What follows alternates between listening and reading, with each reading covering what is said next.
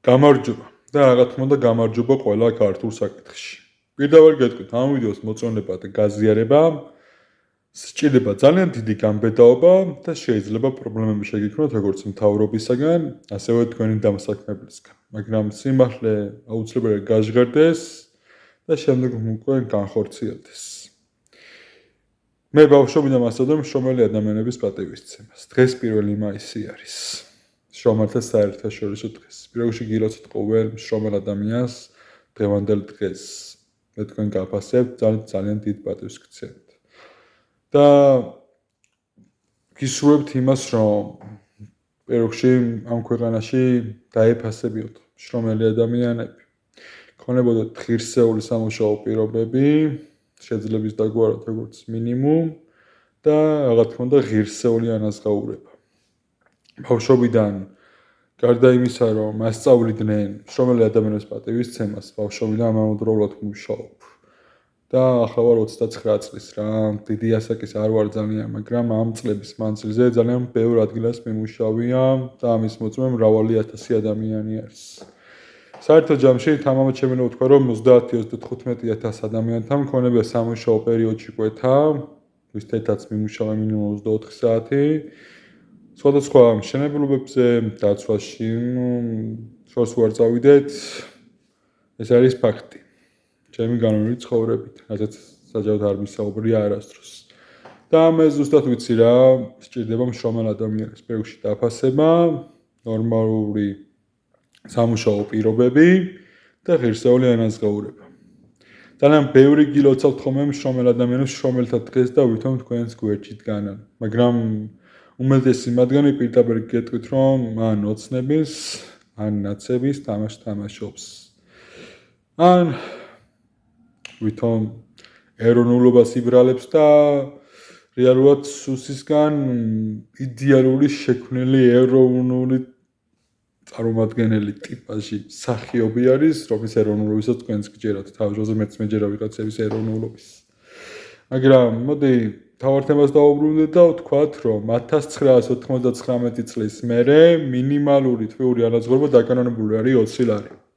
წლებია ამ საკითხს ვსწავლობ, მიმუშავია, ვიცი რა როგორ იმართება, ძალიან ბევრ ობიექტზე მქონია შეხება და ზოგადადაც ამ თემის წინ წამოწევა, როდესაც გადავწყვიტე, შევისწავლე ბაზარი, ასე ვთქვათ, სამუშაო პირობების, ხელფასების და მინიმალური თვიური ანაზღაურება, რაც ვნახე, იყო 160 ლარი და 250 ლარი იყო უკვე მასწავლებელზე.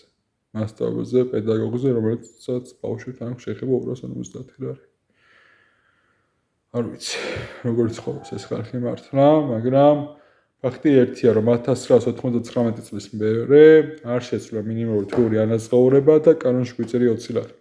აი ეს არის შესაძლებელი. მე ვითხოვ მინიმუმ 800 ლარს.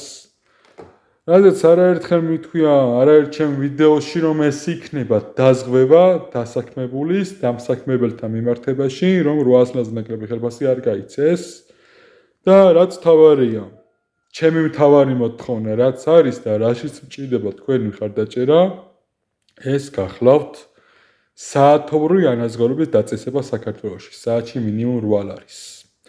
რაზეც სტატისტიკებზე დაყრდნობით შემიძლია გითხრათ, რომ 1,150,000 ადამიანზე მეც გაიზრდება ხელფასი, იმიტომ საათობრივი ანაზღაურების დაწესება ხელფასების მატების წინაპირობა არის, რაც უმნიშვნელოვანესი არის ჩვენ ქვეყანაში მშრომელი ადამიანების დაფასებისათვის, იმიტომ რომ კიდევ ერთხელ ვიძახი, მშრომელი ადამიანებს სჭირდება დაფასება, ღირსეული სამუშაო პირობები და ღირსეული ანაზღაურება.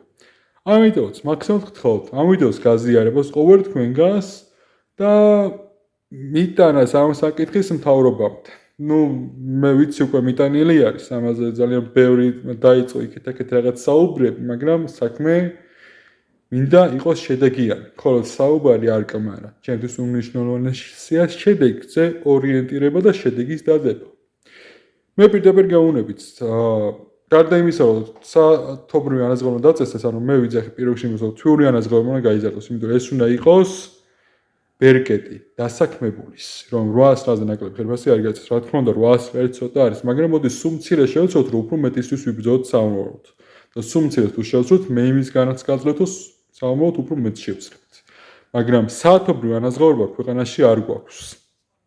და როდესაც ვუყურებთ აი ამ სისტემას, უმნიშვნელოვანესი არის ზუსტად საათობრივ ანაზღაურების დაწესებას. ოცნებია თუ იმე მიყურებს პირდაპირ გეუბნებით, რომ ეს იქნება შესანიშნავი გადაწყვეტილება თქვენი მხრიდან. იმასთან მიმართებაში, რომ თქვენ აფასად მშრომელ ადამიანებს. და იმასაც გეტყვით, რომ ისტორიაში ჩაიწერებით, საქართველოს ისტორიაში ჩაიწერებით, როგორც აი მშრომელ ადამიანებს ხარში დაუდგა საათობრივ ანაზღაურება დაუწესე, რაც ხელფასის მატების წინაპირობა გახდა. სხვადასხვა მეგობრებთ ამაზე ბევრჯერ მისაუბრია, საჯაროდ არასდროს მისაუბრე, მაგრამ ამ ხლამ ვიდეოში გეტყვით იმასაც, რომ აი ხო იძახიან, რომ ყველა ბიზნესი ოცნების წინააღმდეგ არის. მე ჯერ იმას გეტყვით, რომ ყველა დიდი ბიზნესი გადანაწილებული აქვს, როგორც ოცნებას, ისე ნაციების ხელში არის. ასევე ტელევიზიების გადანაწილებული და ვაფშე ყველაფერი გადანაწილებული აქვს მაგაც. აბა ეხლა ჩემნაირი ადამიანებს რო არ აქვს არც ტელევიზია და არც ბიზნესი, კი იცით. რაღაც დიდი ბიზნესი. ხო და ნახეთ, ოცნება. ხო ხართ ახლა თავრობაში. ჩემთვის თქვენც არ ლეგიტიმური ხართ, როგორც ნაციები იყო არ ლეგიტიმურები, იმიტომ რომ მე რა ვიცი ზუგეთის მე ლეგიტიმურად არცეთ არ ვცნობ ლეგიტიმურად რა. მაგრამ ხო ხართ თავრობაში. ხო და მიიღეთ გადაწყვეტილება და დააწესეთ მინიმალური თვიური ანაზღაურებასთან ერთად მინიმალური საათობრივი ანაზღაურება საათში 8 ლარი. რაც იქნება თქვენი მხარდაჭერა მშრომელი ადამიანებთან მიმართებაში. და მოგმართოთ ჩემს მეგობრებს, ნათესავებს, ხარდამჭერებს, ნუ შეგეშიდოთ ამ ვიდეოს მოწონება და გაზიარება. მართალია. შეიძლება ამ ვიდეოს გქონდეს ძალიან ბევრი ნახვები. შეიძლება არ გქონდეს, იმიტომ გვერდები შეზღუდული მაქვს, მაგრამ შეიძლება გქონდეს ძალიან ბევრი ნახვები, მაგრამ გქონდეს ცოტა ლაიქი და გაზიარება. და იმასაც გეტყვით მიზეზი რა იქნება ამის. მე ვიდეოს დასაწყისში ვაღვნიშნე. ამ ვიდეოს მოწონებას და გაზიარებას სჭირდება ძალიან დიდი გამბედაობა, იმიტომ რომ შეიძლება პრობლემა შეგექმნათ როგორც მთავრობასთან, ასევე თქვენს დამსაქმებელთან. და ზოგადად ასე არის. სიმართლეს ბევრი მომხრე ყავართ, მაგრამ ცოტა დამცველი. ხო და მოდი, თუ შეგტივა გული, დღევანდელ მდგომარეობაზე მეთანხმები ამ ვიდეოში იმ კონკრეტულ საკითხში, რომ უნიშნავენია საათობრივი ანაზღაურების დაწესება, თვიური ანაზღაურების გაზრდა, მინიმალურის გაზრდა, და ზოგადად ადამიანებზე ხელფასის მატება, უბრალოდ მოიწონეთ და გააზიარე ვიდეო. რომ ნახო რომ მარტო არ ვარ და მარტო არ ვფიქრობ ასე. მადლობა ყურადღებისთვის. მადლობა. იმიტომ რომ დღემდე ძალიან ბევრი ადამიანთან მქონებია შეხება, მთელი ამ სამუშაო პირობების განმავლობაში და თამამად შეგვიძლია ვთქვა, მშრომელ ადამიანებს ყველაზე მეტად სჭირდება დაფასება, ღირსეული სამუშაო პირობები და ღირსეული ანაზღაურება. მადლობა ყურადღებისთვის. ღმერთი არ ჩვენთან და ყველაფერი გამოგვივა თუ ერთად ვიქნებით.